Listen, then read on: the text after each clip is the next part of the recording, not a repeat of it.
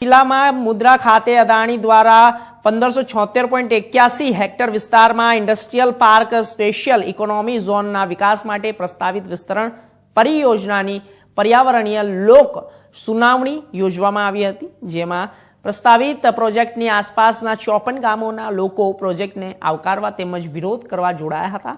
સવારના 11 વાગે શરૂ કરાયેલ લોક સુનાવણી રાત્રિના 8:30 કલાકે પૂર્ણ થઈ હતી। કુલ 97 જેટલી મૌખિક અને લેખિત રજૂઆતો સાંભળવામાં આવી હતી।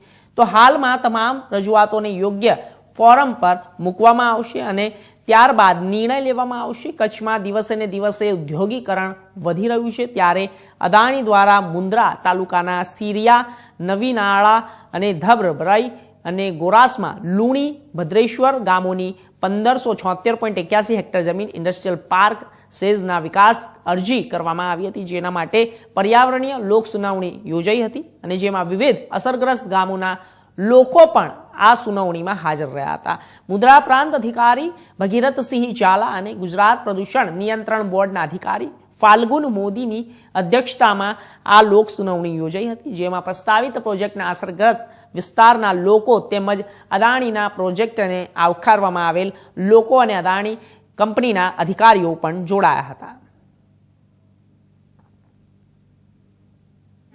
આજરોજ Adani ports and special economy zone limited દ્વારા ગુજરાતના કચ્છ જિલ્લાના મુન્દ્રા ખાતે કુલ 1576.81 હેક્ટર વિસ્તારમાં ઇન્ડસ્ટ્રીયલ પાર્ક SEZના વિકાસ માટે પ્રસ્તાવિત વિસ્તરણ પરિયોજનાની પર્યાવરણ લોક સુનાવણી હાથ ધરવામાં આવી, જે અંતર્ગત કુલ 54 અસરગ્રસ્ત ગામો તથા અન્ય લોકો દ્વારા વિવિધ રજૂઆતો કરવામાં આવી, જે અન્વયે કુલ 8 લેખિત રજૂઆતો સુનાવણી પહેલા તથા 89 રજૂઆત સુનાવણી દરમિયાન મળેલ છે।